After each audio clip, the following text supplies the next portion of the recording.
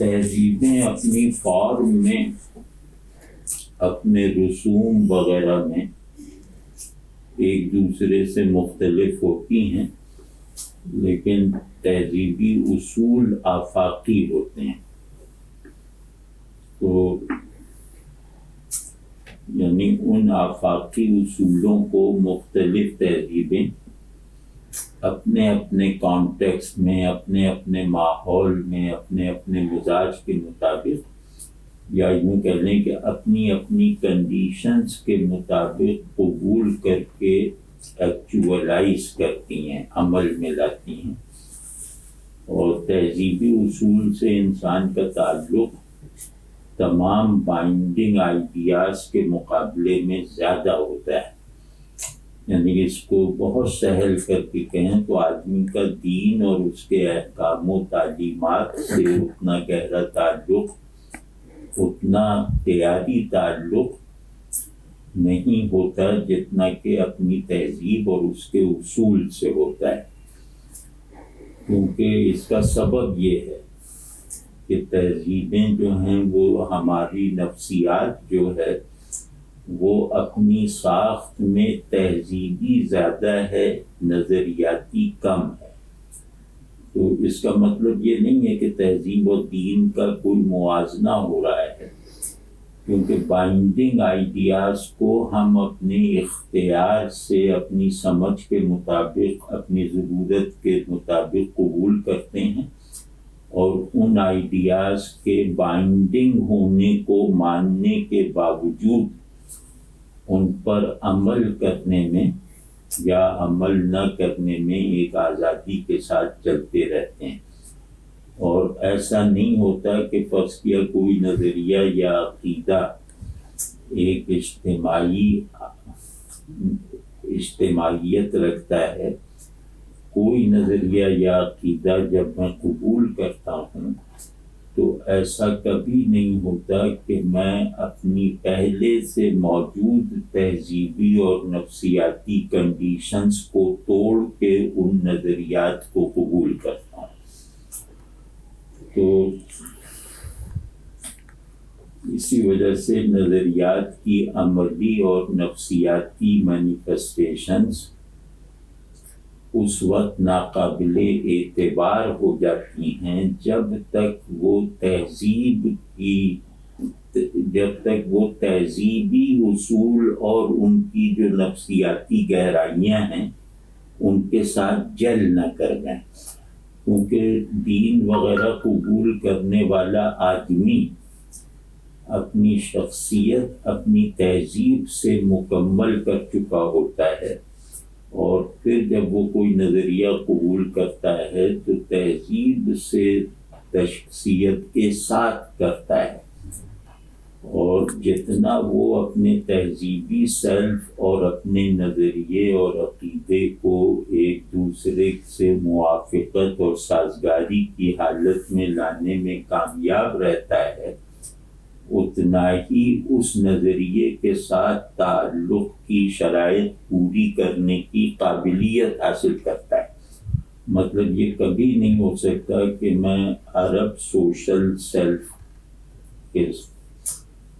Social self کو دینداری کا معیار بنا کر اسلام کو قبول کروں اور اسلام کے ساتھ وابستگی اور تعلق کے حقیقی تقاضوں کو نبھانے کے قابل رہوں، یا میں ایرانیوں کی طرح اسلام قبول کروں اور اس میں مطلب یہ کہ اپنے تہذیبی مزاج اور اپنے تہذیبی حدود اور اپنے تہذیبی اسالیب قبولیت کو نظر انداز کر کے ایرانی مزاج کو دینداری کی لاشعوری یا شعوری شرط بنا کر مسلمان ہونے کی کوشش کروں تو میں اس میں مکمل طور پر ناکام رہوں گا، یا ایک طرح کے نفسیاتی نفاق میں مبتلا رہوں گا۔ اسی وجہ سے نظریات کی عملی اور احوالی تاثیر کم لوگوں پر مرتب ہوتی ہے، اور انہی لوگوں پر مرتب ہوتی ہے جو اپنے تہذیبی سیلف میں ایک اسٹیٹ آف فلفلمنٹ میں ہوں۔ تو جس کے لیے اس کی تہذیبی شخصیت حالت سیرابی میں نہ ہو، وہ نظریے سے تعلق کے قانون دیتا ہے، لیکن اس تعلق کے حقیقی تقاضوں کو پورا کرنے میں مکمل طور پر ناکامی کا سامنا کرتا ہے، یعنی ناکامی میں مبتلا رہتا ہے۔ تو اس تمہید سے مطلب یہ ہے کہ ہمارا چیزوں کو دیکھنے کا کانٹیکسٹ دو رنگ کے ایک ہی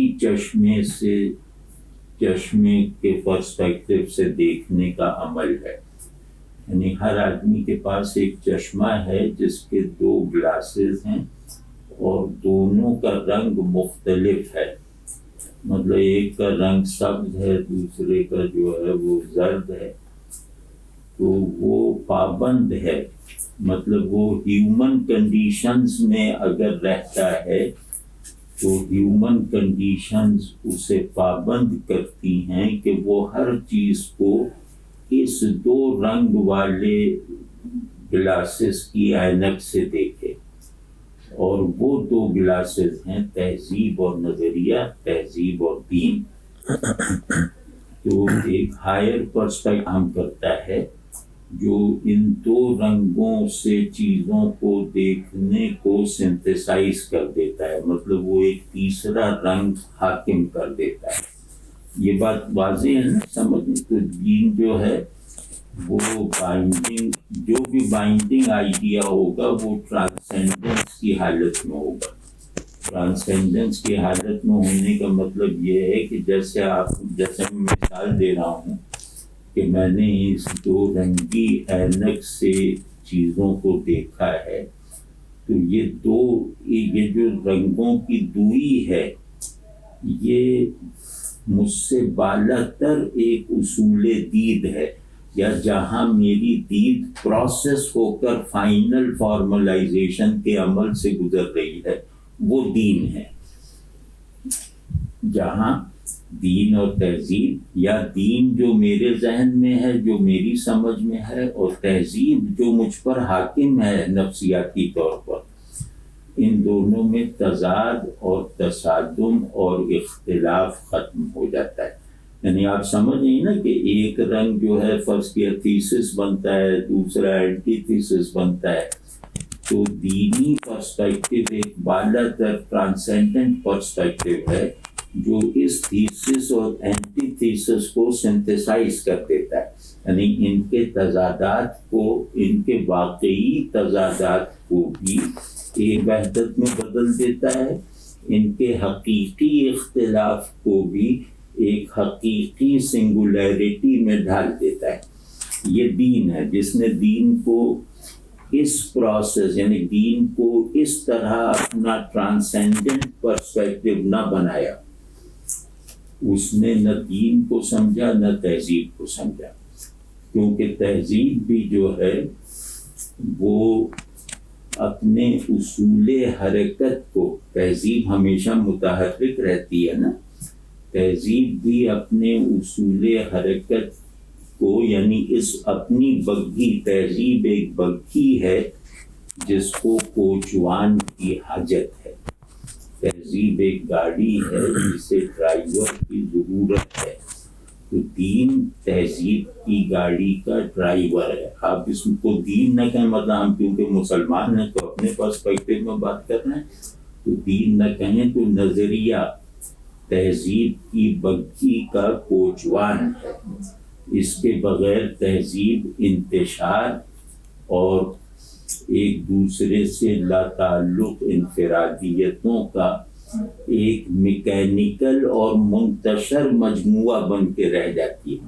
جیسے آپ دیکھتے ہیں نا کہ چھوٹی جو اقلیتیں ہوتی ہیں، وہ کوئی بسنت پہ لڑ رہا ہے، کوئی پتنگ اڑانے کو حق سمجھ رہا ہے، اور اس کے لیے بہت مشنری جذبات سے، بہت گہرے پیشن کو اس پہ صرف کر رہا ہے کہ بسنت منانی چاہیے یا نہیں منانی چاہیے۔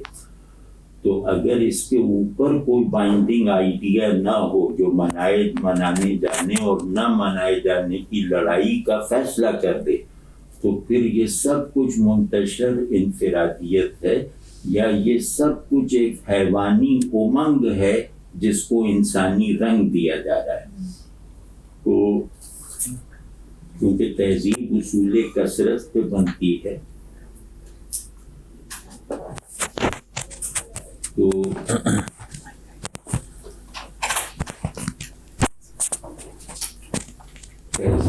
تہذیب کی بناوٹ، تہذیب کا فیبرک، تہذیب کی بنت وہ کئی رنگ کے دھاگوں سے ہوتی ہے۔ تو بس یہ کہ یہ ایک کپڑا ہے، اس کو بننے میں 1000 رنگ کے دھاگے استعمال ہوئے، تو اس کا 1 گز کا کپڑا ہونا یہ اس کی ایک اتفاقی اور جبری وحدت ہے جس کا کوئی مطلب نہیں ہے۔ تو اب اس 1 گز کے کپڑے کو مجھے امامہ بنانا ہے، آپ کو قمیص بنانا ہے، ان کو دوپٹہ بنانا ہے، یہ جو مصرف ہے یہ تہذیب کو گورن کرنے والا نظریہ فراہم کرتا ہے۔ ٹھیک ہے نا یہ بات؟ تو لیکن یہ کہ تہذیب کو گورن کرنے والا نظریہ یعنی جس کو ٹرانسینڈنٹ بائنڈنگ آئیڈیا، جو بھی چیز بائنڈنگ ہوگی نا وہ ود ان نیس کے ساتھ نہیں ہوگی، وداؤٹ نیس کے ساتھ ہوگی۔ مجھ پہ جو چیز بھی بائنڈنگ ہے وہ میرے اندر نہیں ہے، میرے اوپر ہے، یعنی ٹرانسینڈنس کے ساتھ ہوتی ہے، کیونکہ بائنڈنگ آئیڈیا کہتے ہیں کثرت کو وحدت کا پابند بنانا، کثرت کو انتشار سے بچنے کے لیے روکنا، ایک ہجوم کو مختلف راستوں پر سب مختلف سمتوں میں رخ کر کے منزل تلاش کرنے کے واہمے سے نکالنا، تو ان کو مطلب لائن اپ کرنا، ان کو یکسو کرنا وغیرہ وغیرہ۔ تو یہ کام دین کرتا ہے یا کوئی بھی نظر، آپ مارکسسٹ ہو جاتے ہیں تو آپ ایک بائنڈنگ آئیڈیا بنا لیتے ہیں، آپ ایتھیسٹ ہو جاتے ہیں آپ ایک بائنڈنگ آئیڈیا بنا لیتے ہیں وغیرہ وغیرہ۔ تو تہذیب کا عنوان نظریے کی شمولیت کے بغیر نہیں پیدا ہوتا۔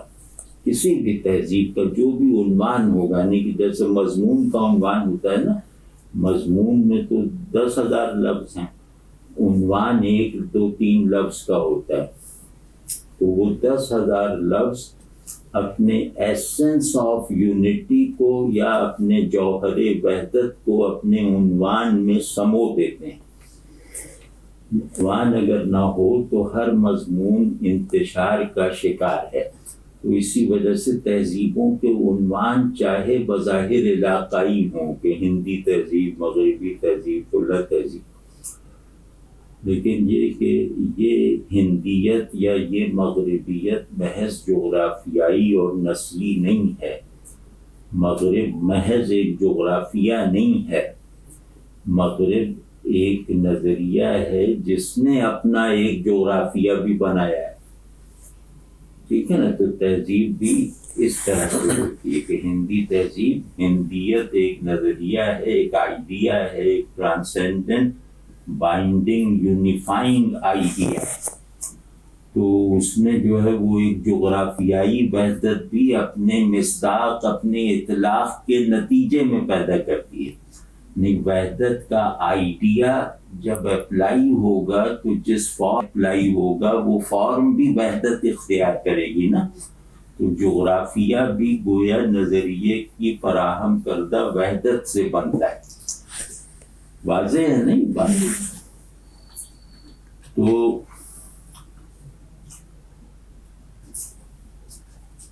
ان معنوں میں میں کہہ رہا ہوں کہ تہذیبیں اپنی فارمز میں، مطلب فارم سے یہاں 2 مراد ہے، وہ فارم جو وداؤٹنس کے ساتھ ہو، یعنی رسم و رواج یا ملنا جلنا ایک دوسرے سے، معاشرت وغیرہ، اور ایک ودنس کے ساتھ ہے یعنی نفسیات۔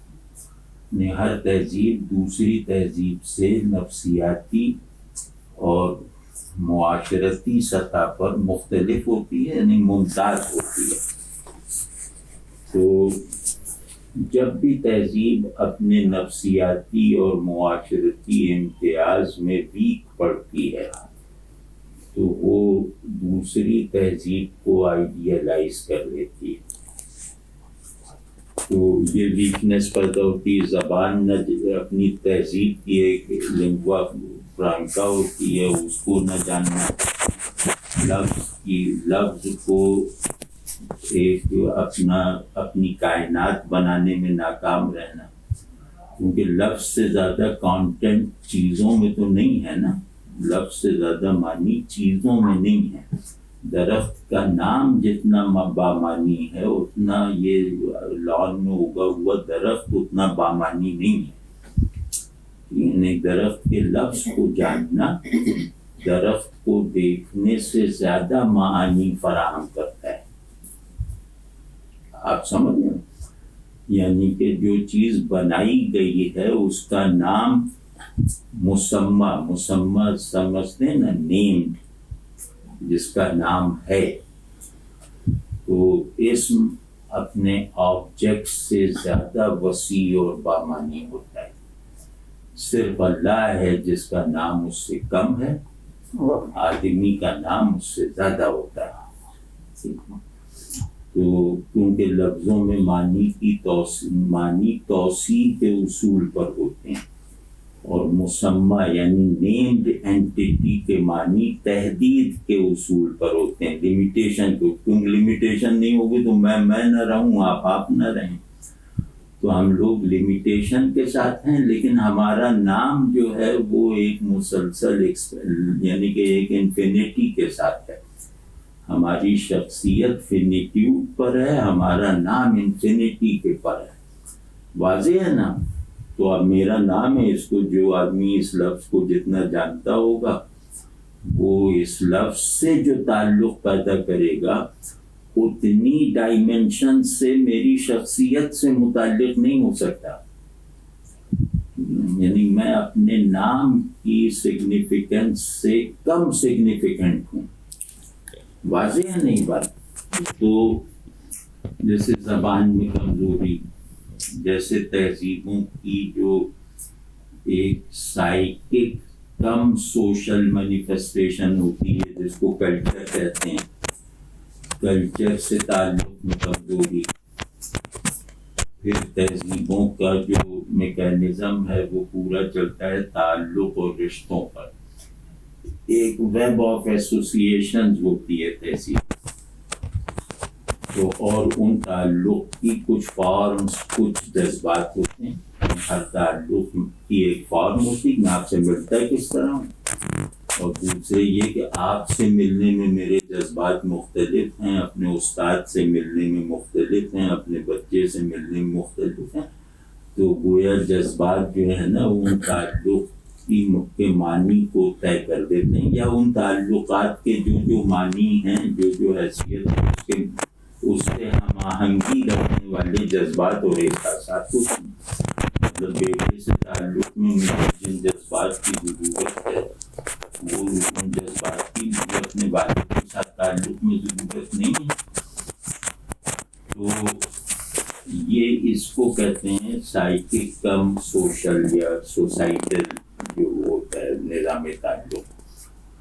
تو اپنے کلچر یا اپنی تہذیب سے بننے والے نظام تعلق کو اس کے جذبات اور اس کی فارمز, اس کے ایٹیکیٹس میں کمزور پڑ جانا. تو اس طرح تہذیب میں اندرونی کمزوریاں ظاہر ہوتی ہیں. اس میں ایک کمزوری زبان میں ہوتی ہے, ایک کمزوری تعلق ایٹیکیٹس کے معنوں میں بھی, اور تعلق کی جو فیلنگز یا ایموشنز ہوتی ہیں ان کے معنی میں بھی. جب تہذیب کمزور پڑنے لگتی ہے تو وہ دوسری تہذیبوں سے ایسے اصول لینے پر مصر ہو جاتی ہے, ایسی چیزیں قبول کرنے اور کروانے کی ضد پیدا کر دیتی ہے جن اصولوں کے ساتھ جو اصول ہمارے جبری کلچرل سویلائزیشنل اور آئیڈیالوجیکل کانٹیکسٹ میں سما ہی نہیں سکتے. یعنی ہمیں پیالہ ملا ہے، فرض کیے کہ ہمیں پیالہ ایک ہمارے پاس ہے تہذیب نام کا، تو ہم نے اس کو طے کر رکھا ہے کہ زمزم سے بھریں گے، تو جب زمزم کا سورس بند ہونے لگتا ہے، زمزم سے میرا تعلق کم ہونے لگتا ہے، تو میں کہتا ہوں کہ ارے مغرب والوں کو دیکھو کہ وہ جو پیتے ہیں وہ پی کے ترقی کر رہے ہیں، وہ پی کے صحت میں ہم سے آگے ہیں، ذہن میں ہم سے آگے ہیں، تو ہم بھی وہی استعمال کرتے ہیں وہ مشروب جو وہ پی رہے ہیں، کیونکہ وہ تو پی کے دیکھ نہیں رہے آپ کے، وہ سب دنیا پہ حاکم، تو ہم ان کا مشروب اس پیالے میں ڈالنے کی ضد کر لیتے ہیں جو پیالہ بنایا ہی زمزم بھرنے کے لیے گیا ہے، تو اس سے ایک عجیب مسخرے بن کے رہ جاتے ہیں۔ اب آپ بتائیں وہ آدمی مسخرہ ہے نا جو مٹی کے پیالے میں شراب بھرنا چاہے، تو وہ اس سے ہوا یہ کہ اب ہمارے یہاں جو ماحول مغرب سے متاثر لوگوں کا ہے نا وہ قابل رحم ہے، وہ مسخرہ پن ہے، کیونکہ وہ یہ بات جانتے ہی نہیں ہیں کہ انسان ایک تہذیب اپنے نفسیاتی کنسٹرکٹ اور اپنی نظریاتی باؤنڈریز اور اپنے جبری کانٹیکسٹ سے حالت زوال میں بھی نہیں نکل سکتی، یعنی اگر اس میں کچھ اندرونی کمزوریاں آ بھی رہی ہیں تو اس کا جو ایک جبری کانٹیکسٹ ہے نا وہ بحال رہتا ہے یہاں تک کہ وہ تہذیب خود کو فنا کرنے پر آمادہ ہو جائے، واضح ہے نا؟ تو اس میں وہ جو میں نے پہلے گفتگو کا آغاز جو کیا تھا کہ تہذیب نام ہے تصور انسان، آئیڈیا آف مین، اور اس کی سائیکک، پریکٹیکل اور سوشل مینیفیسٹیشنز کا۔ آپ کا ایک تصور انسان ہے، وہ تصور انسان دو طرح سے عمل میں آتا ہے، ایک یہ کہ میں اپنے اندر اسے انٹرنلائز کرتا ہوں، دوسرا یہ کہ وہ ایکسٹرنلائز ہوتا ہے۔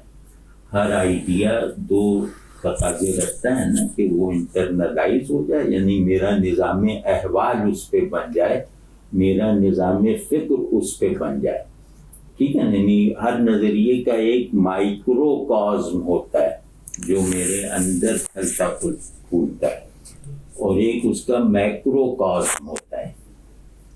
تو مائکرو کازم اور میکرو کازم اگر ایک ہی آئیڈیا سے پروڈکٹیولی متعلق رہنے میں کامیاب ہیں تو اس کا نتیجہ تہذیب کہلاتا ہے، وہ تہذیب ہے۔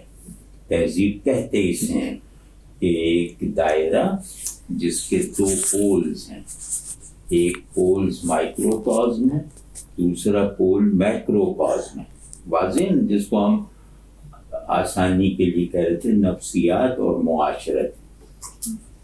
تو یہ تصور انسان جو تہذیبوں کو جنم دیتا ہے اور بائنڈنگ آئیڈیا کی حیثیت رکھتا ہے، آپ سمجھ، مطلب یہ کوئی سوچا ہوا خیال نہیں ہوتا، یہ کوئی میز کرسی پہ بیٹھ کے ریسرچ اسکالرس کا فیصلہ نہیں ہوتا آئیڈیا آف مین کی تشکیل، یہ جیسے ایک اجتماعی لاشعور کا مسلمہ ہوتا ہے۔ مسلمہ سمجھتے ہیں نا، مسلمہ کسے کہتے ہیں؟ نہیں بتائیے۔ ہاں، مسلمہ یہ کہتے ہیں کہ ایک ایسی بات جس کو مان لیا غلطی کے احتمال کے بغیر اور جس پہ تنقیدی نظر نہیں، ورنہ ذہن میں جو کچھ ہوتا ہے وہ ذہن اپنے اقرار کو انکار بنانے میں رغبت محسوس کرتا ہے۔ ذہن اور عقل کی اصل قوت انکار ہوتی ہے، مطلب یہ دیوار تعمیر کرنے میں اتنی دلچسپی نہیں رکھتا ہے جتنا اسے گرانے میں دلچسپی رکھتا ہے. یہ ذہن کی جیسے ایک عادت سی اور جدید تعلیم نے اس عادت کو پروان چڑھایا ہے. تو یہ جو آئیڈیا آف مین ہے جب یہ اپلائیڈ فارمز میں آتا ہے تو اس میں ہر تہذیب میں عورت کو نظر انداز کیا گیا. یعنی تصور انسان کا مطلب ہے مرد کامل. تو یہ تہذیبوں کا کلاسیکی تہذیبوں سے لے کر ماڈرن تہذیبوں تک کا ایک المیہ کہہ لیں یا مطلب اس کو اس طرح سے کہ جب بھی آئیڈیا آف مین کو کوئی جینڈر دینا ہو نا تو وہ مرد کا ہوتا ہے, خاتون کا نہیں ہوتا. اور ہر تہذیب میں مطلب صرف ہماری تہذیب نہیں مطلب ہر نون سویلائزیشن میں اور ہر نون سوسائٹی میں. تو جب ہندوؤں میں جائیں تو وہاں جو سب سے بڑے مراتب ہیں وہ مردوں سے مخصوص ہیں. عیسائیوں میں جائیں تو یہ ادھر ادھر. اب وہ ٹرینٹی بنا رہے ہیں اس میں بی بی مریم ہی کو نہیں داخل کیا. تو اس طرح مطلب ہر جگہ یہی ہے. تو اس ماحول میں دین آتا ہے. یہ جو آرکیٹائپ آف مین ہے جو اجتماعی لاشعور کا ایک ایسا نظریہ ہے جس کا سورس نامعلوم ہے. سمجھے نا. تو دین آتا ہے اس آئیڈیا آف مین کی تصحیح کرنے کے لیے.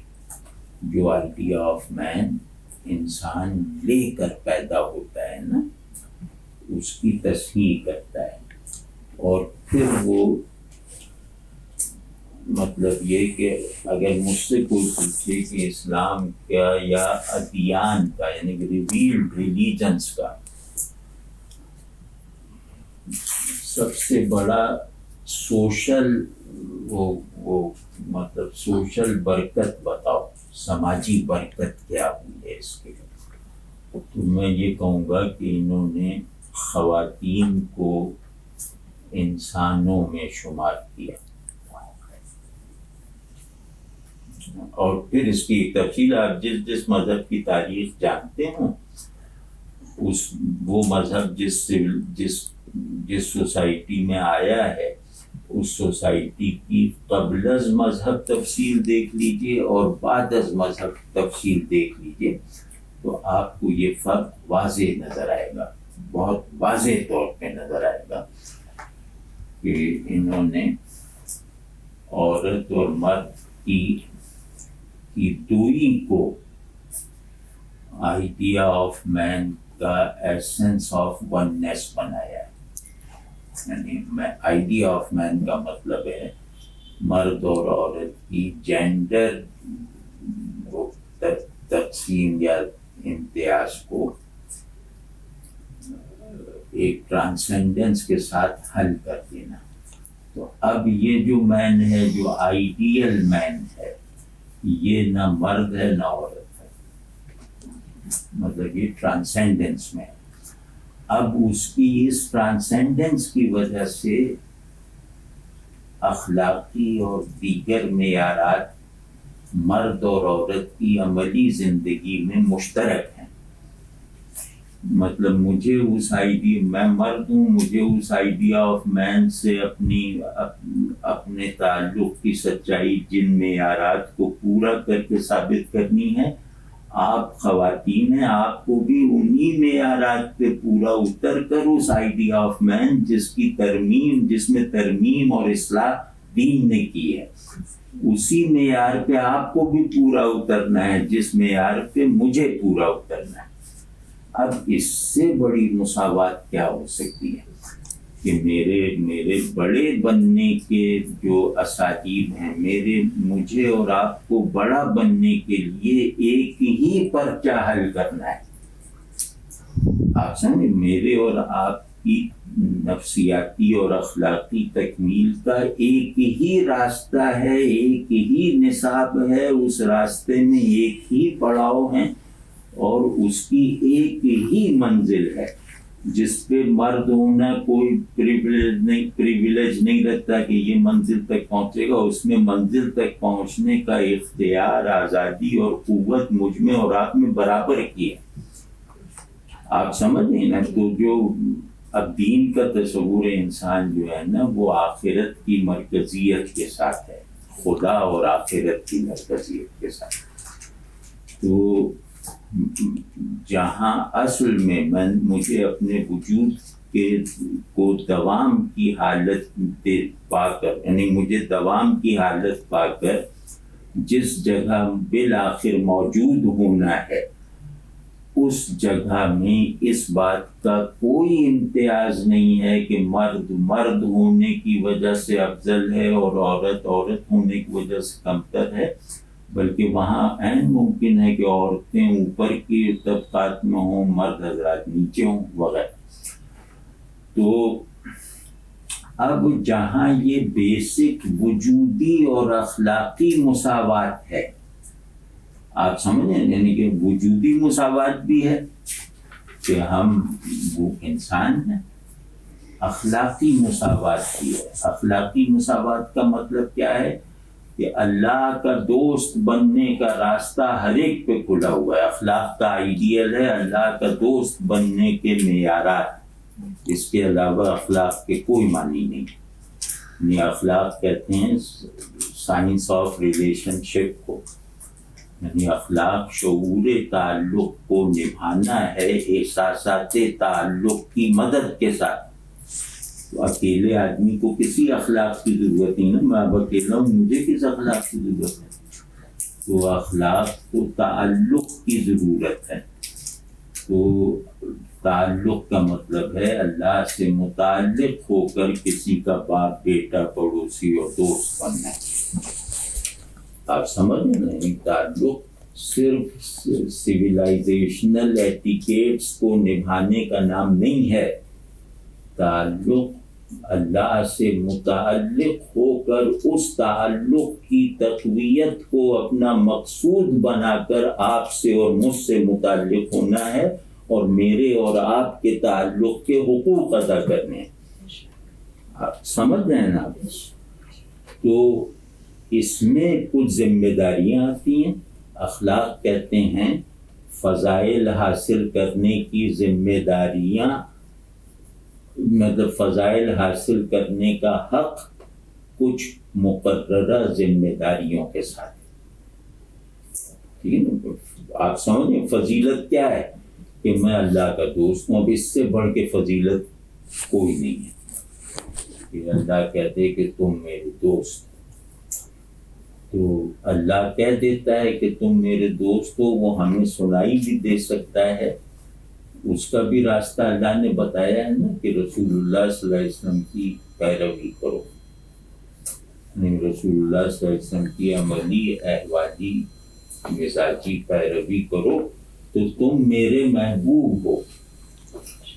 تو اب رسول اللہ صلی اللہ علیہ وسلم کی پیروی بہت آبجیکٹیفائیڈ حالت میں ہے نا، بہت ہی ممتاز اور بے شک و شبہ حالت میں ہے. میرے لیے یہ جاننے میں کسی وہم کی گنجائش نہیں ہے تا وقت کہ میں خود کو دھوکہ نہ دوں کہ میں رسول اللہ صلی اللہ علیہ وسلم کی پیروی کرتا ہوں یا نہیں، یا مکمل پیروی کرتا ہوں یا نہیں. آپ سمجھیں نا؟ تو جیسے جیسے میں رسول اللہ صلی اللہ علیہ وسلم سے عملی، ذہنی، قلبی اور وجودی ہم آہنگی اختیار کر لیتا ہوں ایک خادمانہ انداز میں، ایک غلامانہ اسلوب میں، تو ویسے ہی مجھے ہر قدم پہ اللہ کی آواز سنائی دیتی کہ تو میرا محبوب ہے.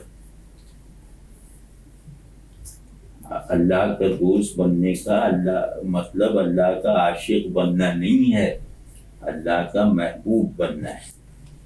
کیونکہ اللہ کا عشق ہم سما نہیں سکتے، تو اللہ نے ہماری اس محدودیت کا لحاظ تم ہماری طرف بڑھو گے تو عاشق وغیرہ تو تم نہیں بن سکتے، محبوب بنو گے ہمارے. تو یہ جیسے ہر وقت ہم اپنے کانوں سے سننے لگتے ہیں، اگر ہم رسول اللہ صلی اللہ علیہ وسلم سے احوال، عمل، خیال ہر سطح پر متعلق اور ہم آہنگ ہو جاتے ہیں، اس کو میں کہہ رہا ہوں وجودی ہم آہنگی. تو ہم نے خیر اس ہم آہنگی کو چند مظاہر اور ظواہر میں محدود کر دیا، وہ ایک الگ موضوع ہے. لیکن بہرحال یہ وجودی ہم آہنگی، اخلاق کہتے ہیں وجودی میکینکس کو، میکینکس آف ایگزسٹنس اخلاق ہے. اسی بنیاد پہ کہتے ہیں کہ انسان در اصل ایک اخلاقی وجود ہے. فلسفے میں ارسطو نے کہا تھا کہ انسان سوشل اینیمل ہے. تو سوشل اینیمل کا زیادہ ذرا باعزت ترجمہ ہے اخلاقی وجود. وہ کہنا یہی چاہ رہا ہے. تو انسان اخلاقی وجود ہے کا مطلب کیا ہے کہ یہ اللہ کے ساتھ اپنے تعلق کو محور بنا کر اپنے پورے نظام تعلقات کو بہت اچھی طرح چلا سکتا ہے. آپ سمجھ نہیں نا؟ تو اب یہ ہمارا پورا چیزوں کو دیکھنے کا کانٹیکسٹ ہے. یعنی ہم کسی بھی، جیسے سیدنا ابوبکر صدیق اکبر رضی اللہ تعالیٰ عنہ نے فرمایا کہ میں کسی چیز کو نہیں دیکھتا مگر یہ کہ پہلے اس کے خالق کو دیکھتا ہوں. میں یعنی اللہ کے ہر چیزوں کا مشاہدہ مجھے اللہ کے مشاہدے کے حال میں رہتے ہوئے حاصل ہوتا ہے. یہ ہمارا کانٹیکسٹ ہے کہ چیزوں کو اپنی اصل سے متعلق رکھتے ہوئے ڈائنیمکلی، ایگزسٹینشیلی اور پرسیپشن میں متعلق رکھتے ہوئے دیکھیں، ورنہ ہم نے نگاہ کا شرک کیا ہے. آپ سمجھیے نا؟ تو اب یہ ہمارے بائنڈنگ آئیڈیاز ہیں کہ چیزوں کو نہ دیکھو اس وقت تک جب تک چیزوں کے بنانے والے کو نہ دیکھو. اگر یہ نہیں کر سکتے تو چیزوں کو دیکھنا حرام ہے اگر وہ اپنے بنانے والے کو نہ دکھائیں کہ میں چیزوں کو دیکھتے ہی اس کے خالق کو دیکھتا ہوں. یعنی کہ حضرت ابوبکر کی کچھ اقوال ہیں جو ہمارے پورے ورلڈ ویو کا احاطہ کرتے ہیں. ان میں سے ایک یہ قول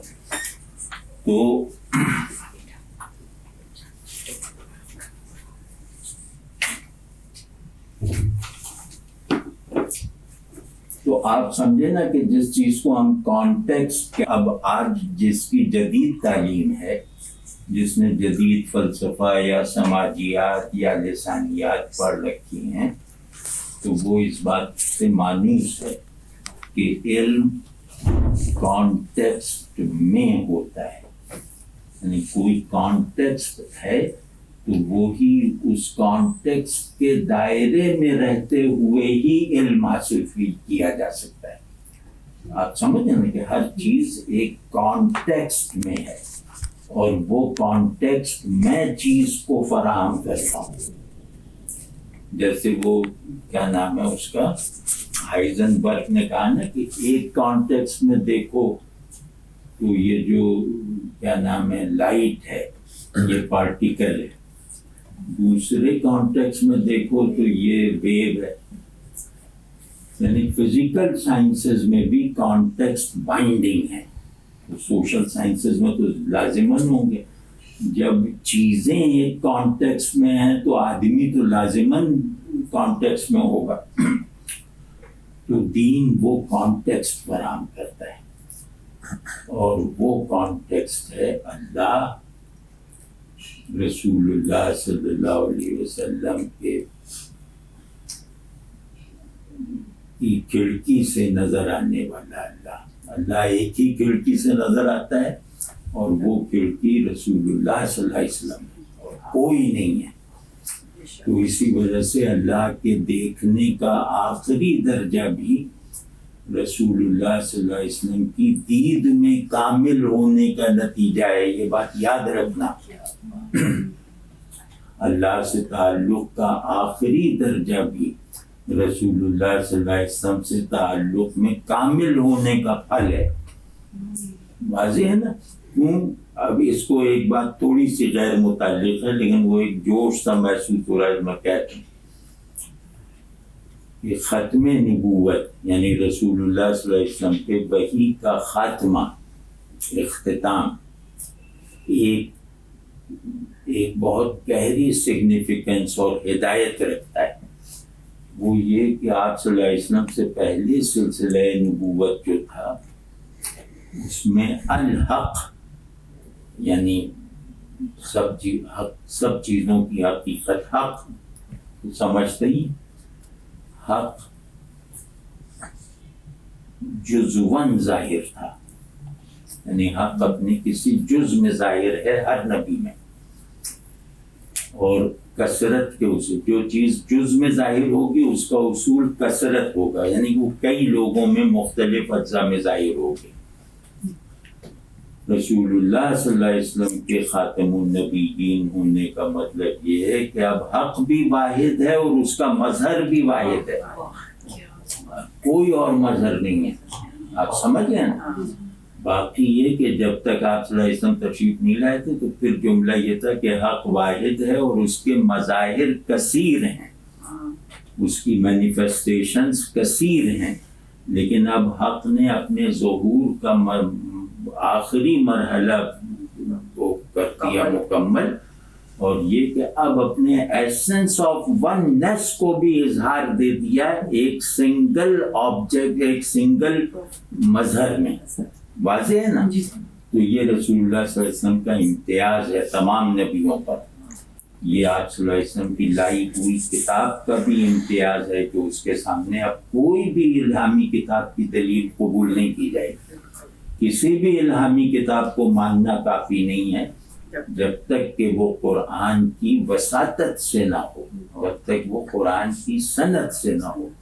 کسی بھی نبی کو ماننا فائدہ نہیں دے گا جب تک اس کی نبوت کا اقرار رسول اللہ صلی اللہ علیہ وسلم کو ماننے کے نتیجے میں نہ ہو. آپ سمجھ گئے نا؟ تو یہ مطلب کیا شان ہے کہ حق واحد، حق کا مظہر واحد. تو یہ ختم نبوت کا لازمی مطلب ہے. اس کی اگر یہ نہیں مانا تو آپ نے خاتم النبیین کو سمجھا ہی نہیں ہے. ٹھیک ہے نا؟ تو خیر، اب ہم یہ کہہ رہے تھے کہ انسان ایک اخلاقی وجود ہے.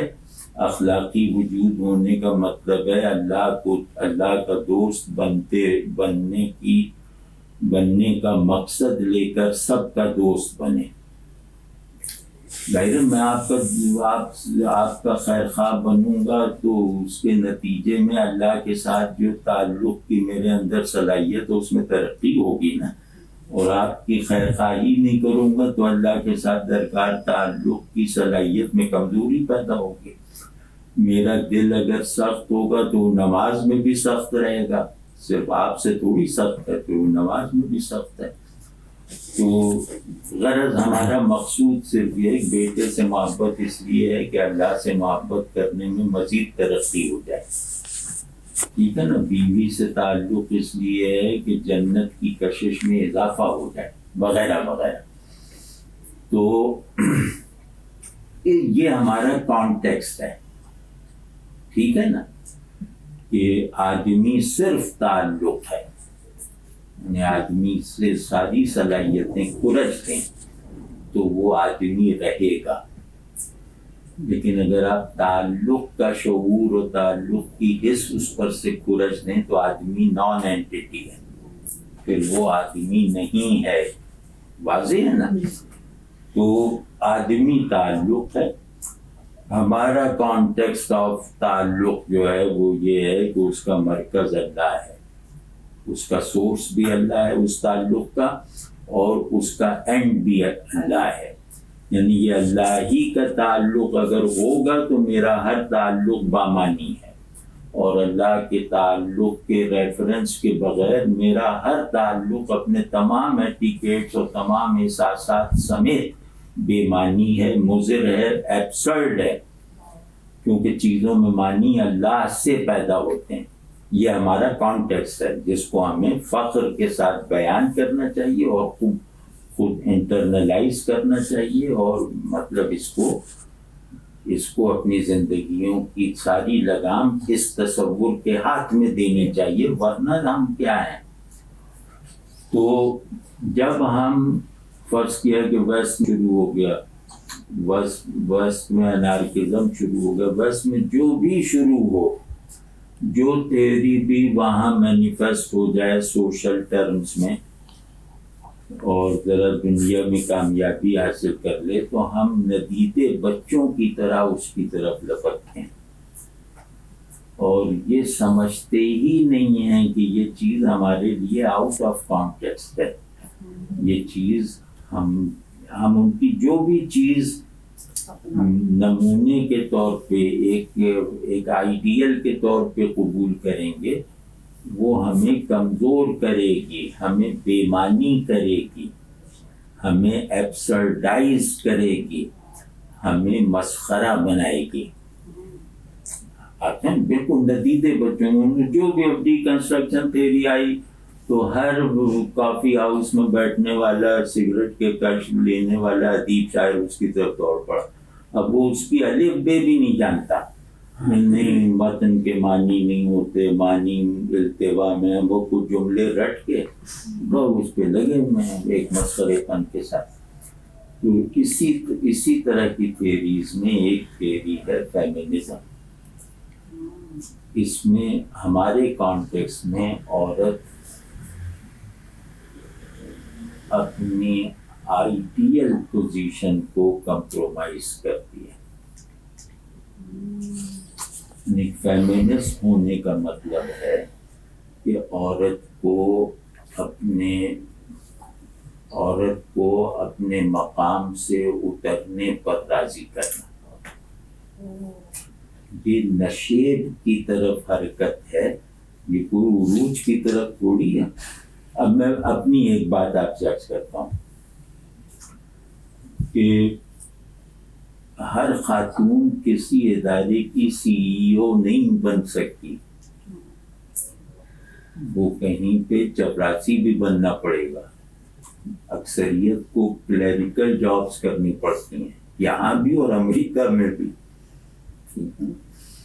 تو میں اللہ جانتا ہے، میں اگر صبح کسی لڑکی کو، کسی خاتون کو دفتر جانے کے لیے بس وغیرہ کا انتظار کرتے دیکھتا ہوں تو میرا دل پگھلنے لگتا ہے کہ اس بیچاری پہ کیا ظلم ہو رہا ہے، اس کو وہ آپ سمجھ نہیں نا۔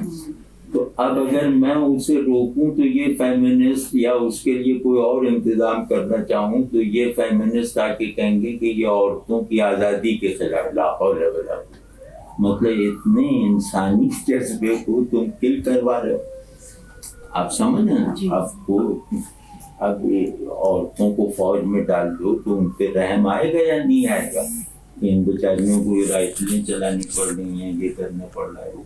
تو آپ سمجھیں گے تو ہمارا کانٹیکس، یا ہر تہذیب کا کانٹیکس، ہر کلاسیکل تہذیب کا کانٹیکس مرد اور عورت کی ذمہ داریاں اور مراتب طے کرتا ہے۔ تو جس طرح مرد عورت نہیں ہے، عورت مرد نہیں ہے، یہ ڈیوائڈ تو پرماننٹ ہے نا، اس کو تو یہ تو ایک نیچرل ڈیوائڈ ہے۔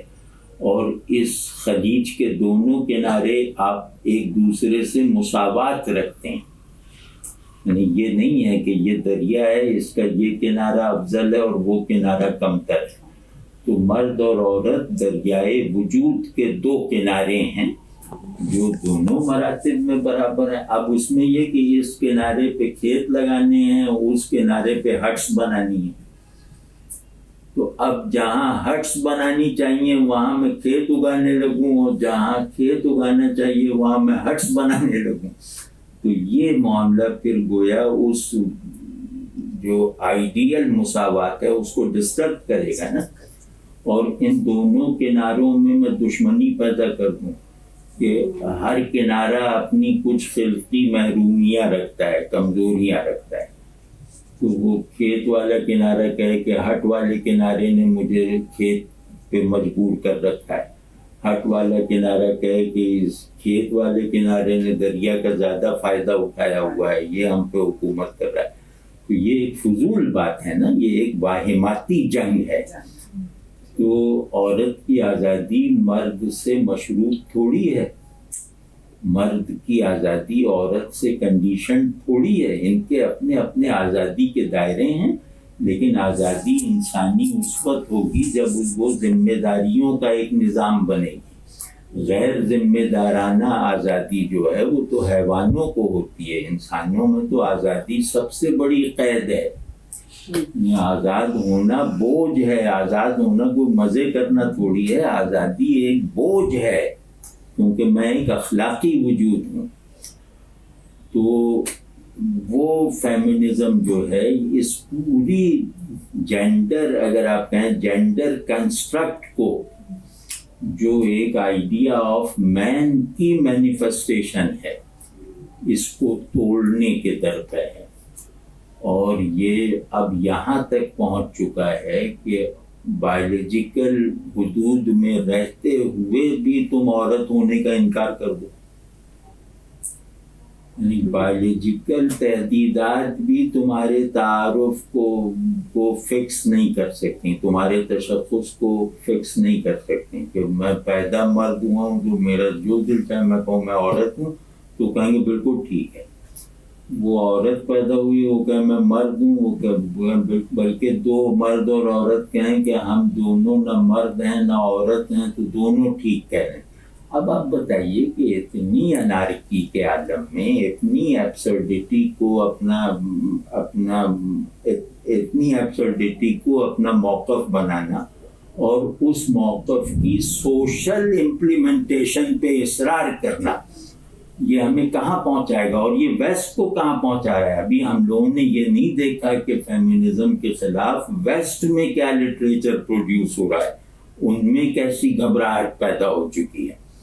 آپ سمجھیں، یہ جو ہے یہ پاپولرائزرز ہیں۔ آج کل کا دور یہ ہے کہ جس چیز میں سینسیشن اور تھرل زیادہ ہو وہ چیز جیسے چھائی رہتی ہے، وہ زیادہ دکھائی دیتی ہے۔ تو فیمنزم ویسٹ میں بھی اقلیتی موقف ہے عورت کا، یعنی یہ وہاں عورتیں اکثریت میں فیمنسٹ تھوڑی ہیں۔ فیمنزم تو یونیورسٹیوں کی لائبریریوں میں تصنیف ہونے والا ایک نظریہ ہے جس کو بینر اٹھا اٹھا کے سوشل ریئلٹی بنانے کی ناکام کوششیں ہو رہی ہیں۔ تاحال اب ہم لوگ اس کانٹیکسٹ میں جو فیمنزم ایسے یعنی کہ اسٹرکچر ہوتے ہیں نا، تہذیب ایک اسٹرکچر ہے، تو اس اسٹرکچر کی مضبوطی یہ اس طرح نہیں دیکھی جاتی کہ اس میں کوئی اینٹ اکھڑی ہوئی ہے، اس طرح نہیں اسٹرکچرس کو دیکھا جاتا ہے۔ اسٹرکچرس کو اس طرح دیکھا جاتا ہے کہ اس میں اگر 10 اینٹیں بھی اکھڑی ہوئی ہیں، 4 دیواریں خراب ہو چکی ہیں، لیکن اس کے باوجود یہ کھڑا رہنے کے قابل ہے یا نہیں۔ تہذیبوں کا مطالعہ اس طرح کیا جاتا ہے کہ یہ اپنے اندر آ جانے والی کمزوریوں کو سہار لیتی ہیں، یعنی اگر یہ ان کمزوریوں کو درست نہ بھی کر پائیں تو بھی وہ کمزوریاں اتنی کہ ان کا گروندا گرا دیں۔ آپ سمجھ رہے ہیں نا؟ تو جو وہی تہذیب بڑی تہذیب ہے، وہی تہذیب مضبوط تہذیب ہے جو اپنے اندر آ جانے والی خرابیوں کو اگر دور کر سکے تو آئیڈیل تہذیب ہے، لیکن اگر وہ دور نہ کر سکے، لیکن وہ خرابیاں اس کے ہول کو متاثر نہ کر سکیں، اس کی اقدار کو متاثر نہ کر سکیں، اس میں خیر کے غلبے کے آئیڈیل کو اوجھل نہ کر سکیں، تو پھر اس کو کہا جائے گا مضبوط تہذیب ہے۔ تو اب وہ ویسٹ والی ایک جو بھی تہذیب صحیح، وہ ویسٹ میں فیمنزم اگر بالفرض ان کی نظر میں یہ اس تہذیب کے جنگل کے کچھ پیڑوں میں دیمک لگ گئی ہے، تو وہ جنگل اتنا بڑا ہے کہ کچھ پیڑوں کو دیمک کی خوراک بننے دے سکتا ہے، یعنی کچھ پیڑ اگر دیمک کھا جائے تو بھی وہ جنگل برقرار رہ سکتا ہے۔ ہمارا تو ایک ہی پیڑ ہے، اگر وہ دیمک کھا گئی تو کیا ہوگا؟ تو ہمارے یہاں نہ اس پہ کوئی چیک ہے، نہ اس میں کسی ذمہ داری کا ہے۔ اب یہ عورت مارچ وغیرہ یہ سب کیا فضولیات ہیں، اس میں کوئی ذمہ داری کا احساس ہے؟ میں مرد نہیں ہوں تہذیبی معنوں میں اگر میں عورت کو اپنے برابر نہیں سمجھتا، عورت عورت نہیں ہے تہذیبی معنی میں اگر وہ مجھے اپنے برابر نہ سمجھے۔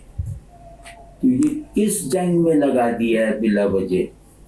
آپ سمجھ، یعنی مسائل کی عملی سنگینی کو نظر انداز کرنے کے علاوہ یہ سب تحریکیں کر کیا رہی ہیں؟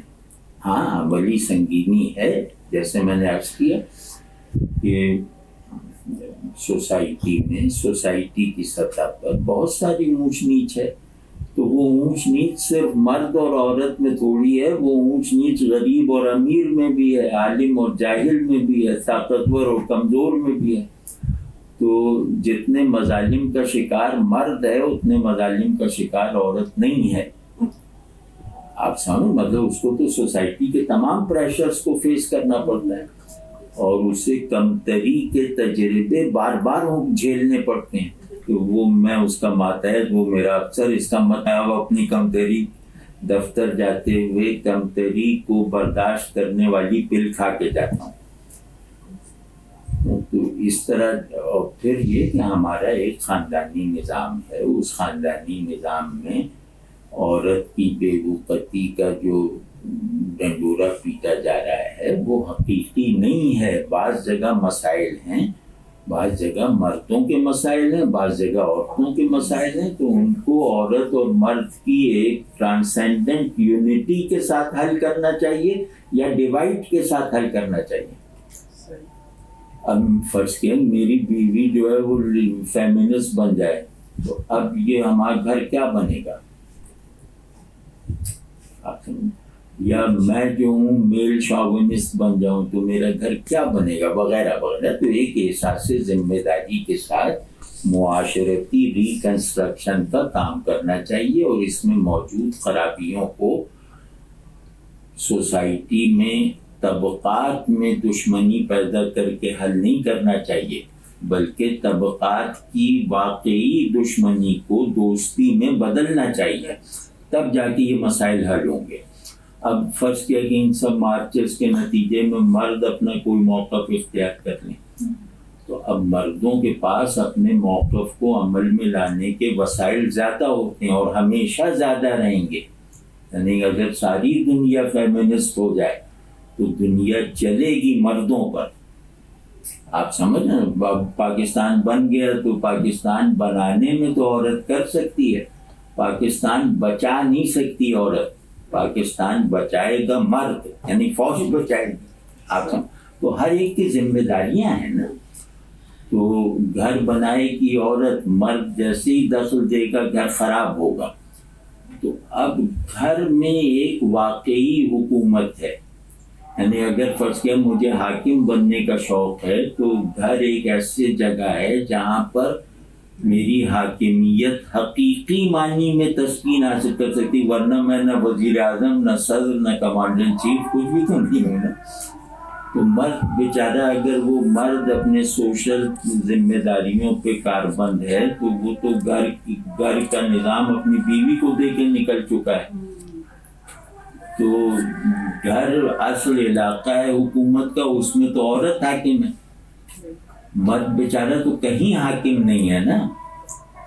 میں افسر بھی بن جاؤں تو منسٹری کا محکوم ہوں، منسٹر بن جاؤں تو فلاں کا محکوم ہوں، ہر وقت احساس محکومی کے سے لڑتا رہتا ہے۔ عورت کو تو نہیں، عورت کو تو ایک پورا یونیورس ملا ہوا ہے، تو اس میں وہ آزاد ہی نہیں بلکہ وہ حاکم ہے، گھر میں جو ہوگا وہ اس کی مرضی سے ہوگا۔ اور میں نے جیسے اپنی دادی کیا پردادی اور پرنانی کو بھی دیکھا ہوا ہے، تو میں اپنے دادا کے یہاں پلا بڑا ہوں، تو میرے دادا الہ آباد یونیورسٹی میں انگریزی پڑھاتے تھے اور مطلب خوشحال آدمی بھی تھے اور باروب آدمی بھی تھے۔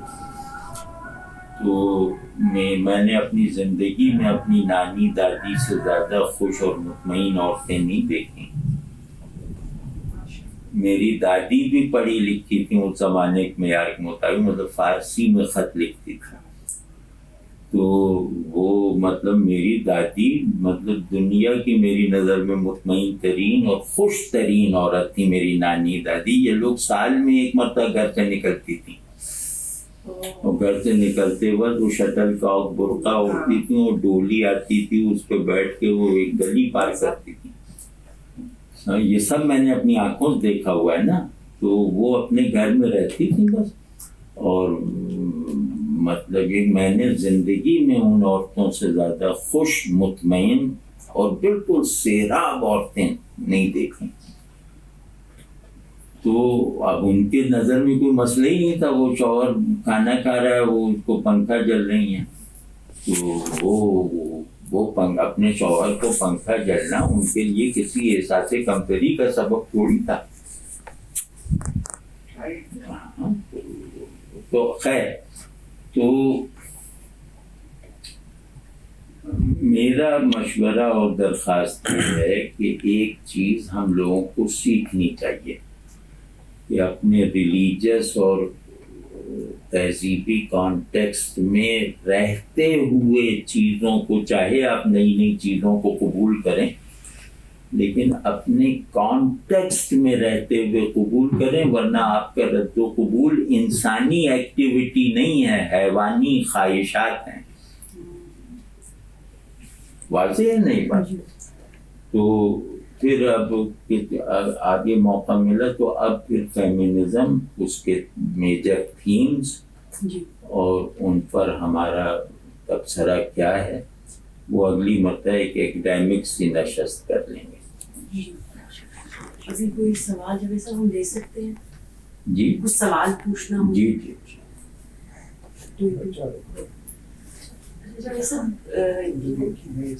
یہ جو ہماری موجودہ صورتحال ہے جس کے اندر آپ دیکھ رہے ہیں کہ عورت مارچ بھی ہیں اور آرگنائزیشنز بھی ہیں، موومنٹس بھی ہیں، تو آپ کے خیال سے وہ کون سا فیکٹر ہے جس کی وجہ سے مشرقی عورت مغرب کا جو فیمنزم ہے، یہ جو مغرب کا نظام ہے جینڈر ایکوالٹی کا، اس سے متاثر بھی ہوئی، اس کو فالو کرنا بھی شروع کر دیا، اور اس کے لیے اس نے اپنی بڑی بڑی چیزوں کو داؤ پہ بھی لگا دیا؟ اس کا عملی سبب ہے جدید تعلیم، ان گائیڈڈ جدید تعلیم، ان چیکڈ جدید تعلیم. پھر ویسٹ کا ایکسپوجر میڈیا کے تھرو، اور یہ اس کے فوری اسباب ہیں.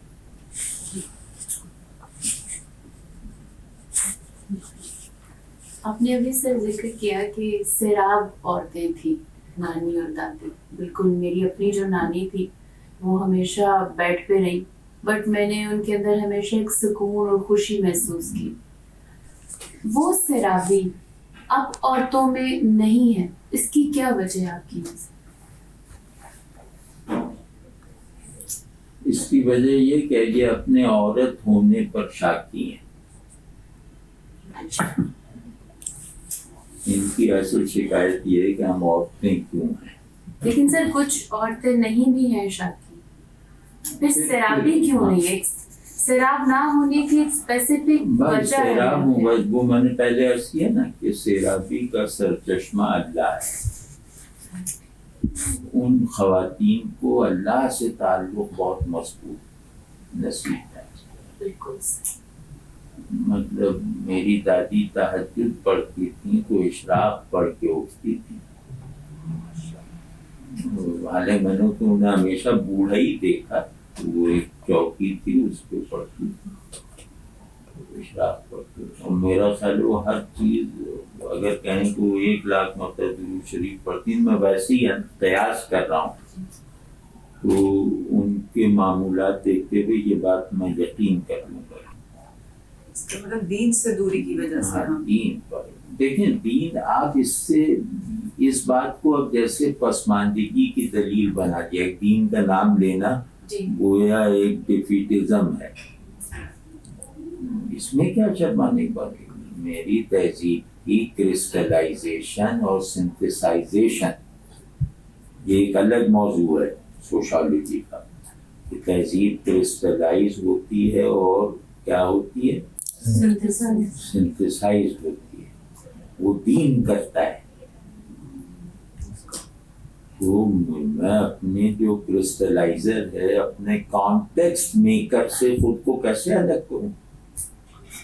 میرا تمام کانٹیکسٹ میرا دین ہے اور میری تہذیب کو بھی اس کانٹیکسٹ سے باہر نکلنے سے میں روکوں گا.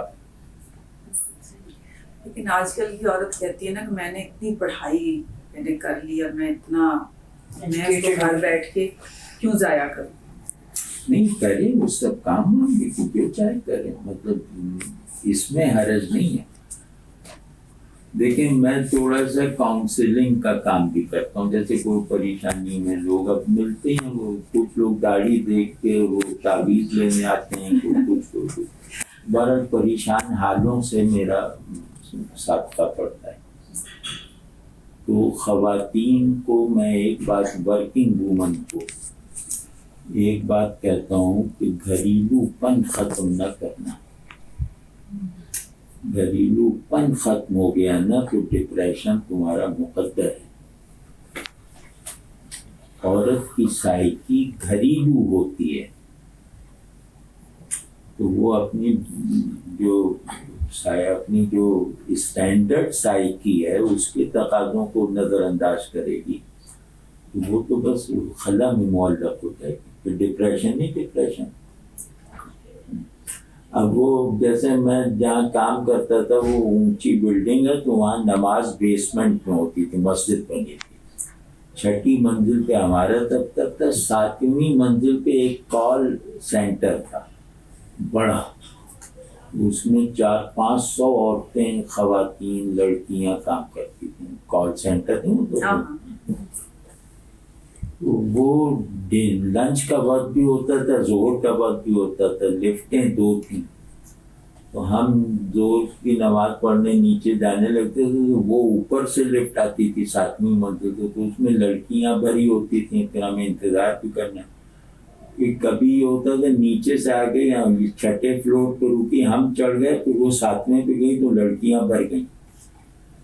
پھر مجھے احساس ہونے لگا کہ یہ وہ لڑکیاں انگریزی میں ہمارا مذاق اڑاتی تھیں کہ یہ بنیاد پرست ملا اور فلاں, وہ سمجھتی تھی ہم لوگ نہیں سمجھ رہے. تو وہ میں مسکراتا رہتا تھا. تو اور پھر مجھے واضح طور پر لگنے لگا کہ یہ ہمیں تنگ کرنے کے لیے کہ بلا وجہ لفٹ میں اس وقت بڑھ جاتی ہیں. 1-2 مرتبہ میں نے کچھ بچیوں سے کہا کہ ارے دور تو کھڑی ہو, تو اس پہ بھی انہوں نے آپس میں وہی انگریزی میں دیکھا, جاہل و پینڈو و فلاں و ٹماں. وہ اگلے دن جب میں اس سے تنگ آ گیا نا, میں کہا بھائی تم لوگ دور دور تو رہو, ہم ویسے ہی ایک کونے میں دب کے ہوئے ہیں. تو وہ جب نہیں مانے بلکہ اور چھیڑنے کے لیے کرنے لگے.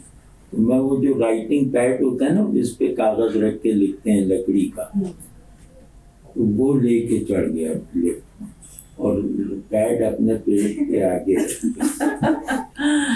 تو ہنسی مذاق آپس میں کرتی رہتی تھی. دیکھو یہ ایک نیا طریقہ نکالا ہے, مردوں کا دماغ خراب ہو فلاں ملا, اور یہ چلتا رہا 1-1.5 مہینہ. میں پیڈ لے کے جاتا تھا. 6-7 یا 5-6 خواتین آئیں, بہت مناسب ہوئے میں. اور آج کہنے کہ ایک خاتون جو تھوڑی سینئر تھی 40-42 برس کی, وہ ان کی مینیجر تھی, ہیڈ تھی, اور باقی بچیاں تھیں بالکل یوں کر کے جیسے اپنا تعارف کروایا اور کہا کہ تمہارے پیڈ لانے نے ہمیں بدل دیا. جب تم نے ہم سے وہ والا معاملہ نہیں کیا تحقیر کا, بلکہ ہمیں یہ لگا کہ تم اپنے آپ کو ہم سے بچا رہے, تو ہمیں بدل دیا. وہ باقاعدہ نمازی, حجاب والی, اور وہ سب وہ جن کے لیے انگریزی گویا مادری زبان بن چکی تھی. تو ایسا ہوتا ہے, آپ ذرا سا چھیڑ دیں نا کسی کو تو میں نے اس مشورے کو ہمیشہ کارگر دیکھا ہے جنہوں نے یہ عمل کیا نا اس پہ کہ بیوی تم کچھ بھی کرو، تم سوشل ورک کرو، دفتر میں کام کرو، تجارت کرو، جو دل چاہے کرو، لیکن اپنے عورت ہونے کے شعور کے ساتھ. اور عورت ہونے کی ڈیفینیشن دین نے بتائی ہے، اس ڈیفینیشن میں رہتے ہوئے جو چاہے کرو، اور اپنے طبیعت میں سے گھریلو پن نہ ختم کرو. میں نے کتنی لڑکیوں کو کامیابی سے نکالا ہے ڈپریشن سے، صرف یہ کہہ کے کہ تم کھانا بنایا کرو اور گھر کی صفائی کیا کرو. اب وہ فلسفے وغیرہ پڑھ کے آئی ہوئی خواتین اور لڑکیاں، ان سے جب میں اس طرح کے مشورے دیتا تھا تو وہ ہکا بکا رہ جائے. وہ توقع کرتی نہیں بہت کوئی پیچیدہ سا سائیکو انالیسس کروں اور ان کو موضوع بناؤں. نفسیاتی مریضوں میں ایک مرض یہ بھی ہوتا ہے کہ وہ اس سے خوش ہوتے ہیں کہ انہیں موضوع بنایا جائے، انہیں تجزیہ کر کے وہ خوش ہو جاتے ہیں. تو میں یہ سب کرتا ہی نہیں. میں نے ان سے جب یہ کہا تو ان میں سے جس نے بھی یہ عمل کیا 100-150 تو وہ سب اللہ کے فضل سے ڈپریشن سے یا تو نکل گئے یا ان کا ڈپریشن کسی حد تک مینیجیبل ہو گیا. یہ کیسے ہو سکتا ہے کہ میں کچن سنبھالوں اور بیوی میری باہر کام کرے؟ بیوی میری جو چاہے کرے، لیکن اس کو اس کی رغبت کی جگہ باورچی خانے کو ہونا چاہیے. گھر کو جیسے گھریلو پن ایک ہوتا ہے نا، وہ عورت کی نفسیات کا سب سے طاقتور عنصر ہے، وہ کریں. اب ویسٹ میں آپ کا کیا خیال ہے کہ ویسٹ میں عورتوں میں جتنا ڈپریشن ہے، خاص طور پہ ورکنگ ویمن میں، اس کا ہمارے یہاں کی خواتین تصور نہیں کر سکتی. ویسٹ میں جتنا مردانہ تشدد ہے عورتوں پر، اتنا ہمارے یہاں کی عورتیں توقع ہی نہیں کرتی، تصور نہیں کر سکتی. ویسٹ میں عورت کو مرد کے ہاتھوں سے جن تحقیر و تذلیل کا سامنا ہے، ان کا یہاں کی عورت تصور نہیں کر سکتی. ویسٹ میں عورت کو صرف جسم بنانے پر جو اصرار ہے، جس میں وہاں کی 70 سالہ بوڑھی عورت کو بھی جوان بننے کے لیے 4 گھنٹے روز صرف کرنے پڑتے ہیں، اس کا ہمارے یہاں تصور نہیں کیا جا سکتا.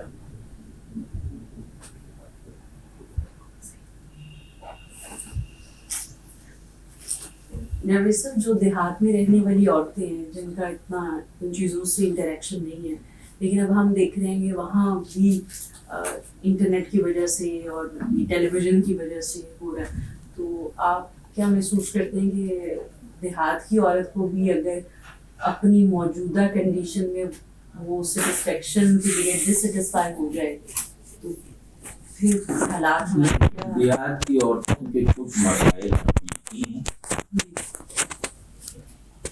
وہ حل ہونا چاہیے، اور اس میں یہ شعور پیدا کرنا چاہیے کہ تم مرد کے برابر اپنی طے شدہ ذمہ داریوں کے دائرے میں رہو، تب تم مرد کے برابر.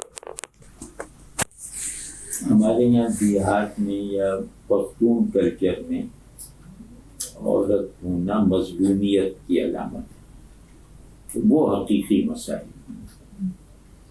اور وہ اللہ کرے، یعنی کرنا یہ چاہیے تھا کہ ہماری تمام جو مشنریز ہیں، مبلغین ہیں، وہ اس تھیم کو مرکزیت دیتے، لیکن افسوس نہیں، اب دین عورت کے لیے ڈراؤنا بنتا جا رہا ہے.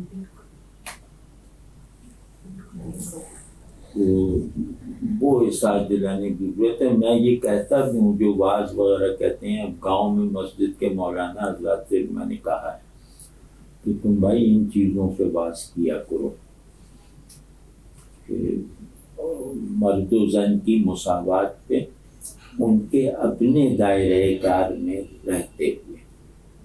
اب مساوات یہ تھوڑی ہے کہ میں ایک بہت شارپ شوٹر ہوں تو آپ یہ طے کر لیں کہ میں بھی بندوق چلاؤں اور اتنی مہارت پیدا کروں. یہ تو فضول تصورات ہیں نا. جیسے مجھے اس سے کوئی دلچسپی نہیں، آپ اچھا کھانا پکاتی ہیں تو مجھے تو کبھی خواہش نہیں ہوگی کہ میں بھی کھانا پکانا سیکھوں، تو عورت کو بھی ایسے ہی ہونا چاہیے نا۔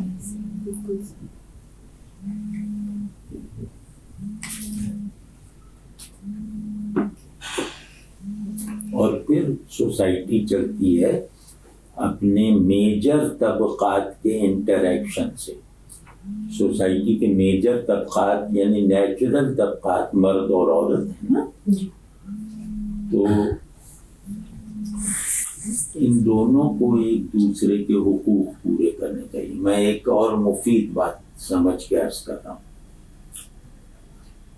یعنی کچھ معاشی حقوق ہیں، کچھ معاشرتی حقوق ہیں، اور یہ سب سے بڑے اخلاقی حقوق ہیں کہ مرد کا عورت پہ حق ہے کہ وہ اس کے لیے آزمائش نہ بنے،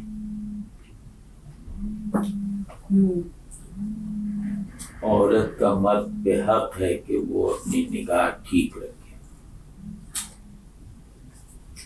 اب آپ بتائیے کہ یہ ہمارے یہاں کہاں ہے؟ پروں کو غض بصر کرنا عورتوں کا حق ہے مردوں پر، یہ ہمارے سماجی حقوق ہیں۔ تو اب ان اقدار کو فراموش کر دے مرد بھی اور عورت بھی، تو کہاں مرد اور عورت کے انٹریکشن کی جو اصل بنیاد ہے وہی غائب ہے۔ انٹریکشن کی بنیاد غائب ہو جائے تو تضاد و تصادم پیدا ہوتا ہے۔